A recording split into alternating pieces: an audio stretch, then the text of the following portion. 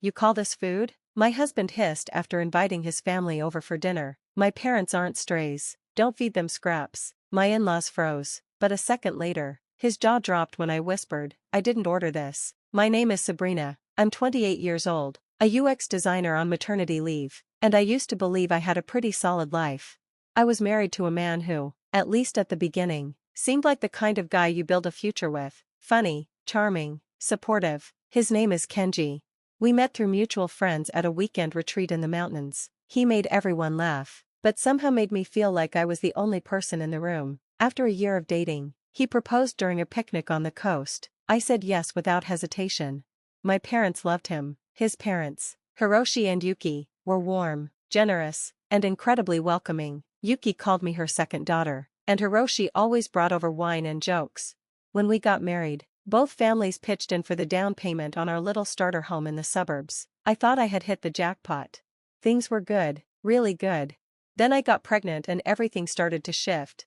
Kenji was thrilled, said all the right things like, I'm going to be the best dad ever and I'll work extra to make sure our baby has everything. And he did. He started working late nights at his IT job, claiming he was banking overtime. But the longer my belly grew, the more distant he became. I tried to rationalize it. He's just stressed. I told myself, this is how he shows he cares. But caring doesn't look like forgetting to ask how your wife is feeling after she spent the day vomiting and trying to scrub the bathtub without blacking out. It doesn't look like turning every shared responsibility into a solo performance. When I was working, we split the chores. When I got pregnant, Kenji insisted on taking over. At first, he cooked, did the laundry, even rubbed my feet when I was too sore to stand. But the more he worked late, the less he did. Eventually, everything defaulted back to me. It was like my pregnancy had turned me invisible.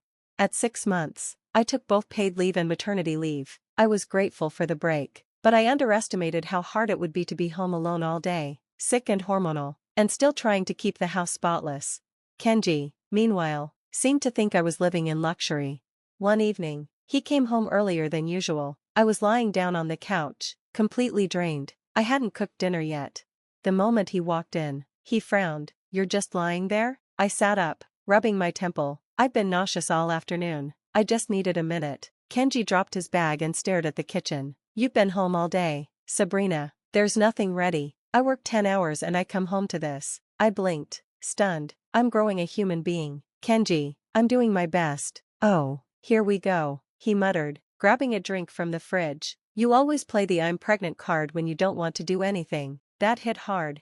Are you kidding me right now? He looked back at me. No, I'm not. You've checked out. You're not working. You barely do anything around here anymore. I felt my throat tighten. So, what do you want from me? You want a wife or a full-time maid? Kenji shook his head like I was being dramatic. I want you to stop acting like carrying a baby gives you a free pass. I didn't yell. I didn't cry. I just stood up, walked past him, and said, I'm going to stay with my parents. I need space. I need peace. Kenji's response, fine, do whatever you want, and so I did. I packed a suitcase that night. My dad picked me up the next morning and we didn't speak a word during the drive. He just squeezed my hand when we pulled into their driveway. My mom had already made up the guest room. She put lavender lotion on the nightstand. I felt safe. 2 weeks passed, then 3. I sent Kenji one update about the pregnancy, but he didn't respond. It hurt, but I wasn't surprised. I had expected the cold shoulder. Then, out of nowhere, my parents opened the front door one afternoon, and there stood Hiroshi and Yuki. I was folding baby clothes in the living room when my mom called out, Sabrina, you have visitors. I froze. Yuki stepped inside, her face drawn with worry. Hiroshi held a paper bag of groceries and looked equally uncomfortable. We're so sorry, Yuki said immediately. We had no idea what was happening. Kenji never told us you left. Hiroshi added, we stopped by your place and when you weren't there, we pressed him until he finally admitted it. I'm embarrassed to say we thought everything was fine. I sat down slowly, unsure what to say. Yuki leaned in, her voice low. Sabrina, I know you're going through a lot. I remember what pregnancy was like, and I just want you to know, you don't have to go through it alone. They stayed for over an hour, offering apologies, stories about Kenji's childhood, even a few bad dad jokes. I smiled politely, but inside I was torn. Kenji wasn't just absent, he was cruel, but maybe, just maybe, this visit was a sign that someone in that family still had compassion. A few days later, Kenji showed up on my parents' porch. No call, no text, just rang the bell like nothing had happened. When I opened the door, he looked exhausted. "I'm sorry," he said. "I shouldn't have said what I said. I didn't mean to make you feel alone." I crossed my arms. "You didn't make me feel alone, Kenji, you left me alone." He looked down. "I know, I was overwhelmed, stressed, but I want to fix this." I wanted to believe him. I told him I'd come back, but only after the baby was born. I didn't want stress around my final trimester. He agreed, or at least he said he did. Lily was born on a rainy morning in early October after 14 long hours of labor. My mother held my hand through the final pushes because Kenji was still on the way, caught in traffic after working late the night before. He arrived just in time to hear our daughter's first cry. I'll never forget the look on his face, raw, shaken, teary-eyed. For a moment, I let myself believe things were going to be different. We brought Lily home, wrapped in a floral blanket and hope. The first few days passed in a blur of diapers, tiny hiccups, and visitors bearing casseroles. Kenji was tender and attentive at first, cradling Lily like she was made of glass, kissing my forehead as I drifted in and out of sleep. But his phone never stopped buzzing, even during feedings, even when I was crying in the shower. He was answering Slack messages, telling me he just needed to stay in the loop. By week 2, he was back at work full-time. That's when reality hit. Lily had colic. She screamed for hours every night. She wouldn't latch properly. I was pumping between feedings just to keep up. I was bleeding, leaking, sweating through 2 shirts a night, and I hadn't slept for more than 2 hours in a row in days. Kenji would step over burp cloths on the floor, kiss Lily once on the head, and say, "You've got this, babe," as he left with a travel mug in hand. I didn't have this. I was drowning. He started coming home later again, sometimes past 9 p.m., and when he did walk in, he expected dinner. I tried, I really did, but some nights, I was too weak to stand. One night, after an especially brutal evening, I fell asleep holding Lily in the rocker. I woke up to find her finally passed out, my shirt soaked with milk. I stumbled to the kitchen, reheated some soup, and left it on the stove for Kenji.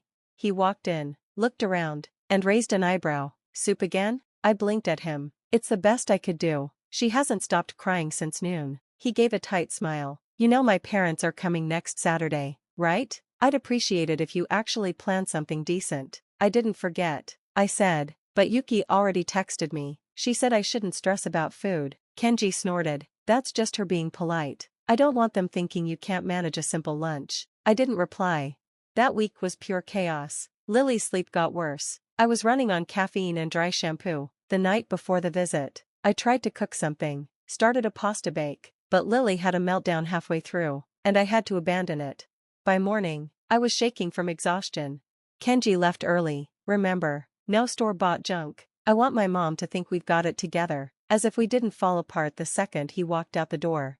Desperate, I called a local gourmet deli and ordered an artisan appetizer spread, marinated olives, rosemary focaccia, truffle hummus, prosciutto, imported cheeses, handcrafted crackers. I even picked up a bouquet of tulips from the corner florist. As I started arranging the food, the doorbell rang. I opened it to see Yuki and Hiroshi standing on the porch beaming. "Surprise?" Yuki said, holding a bottle of white wine in one hand and a warm smile in the other. Hiroshi raised a bag. "We figured you could use reinforcements." I almost cried. They came in and immediately took over. Yuki scooped up Lily like she'd been waiting all week for it. Hiroshi opened the wine and started unpacking the food he'd brought, store-bought appetizers from the same deli I used.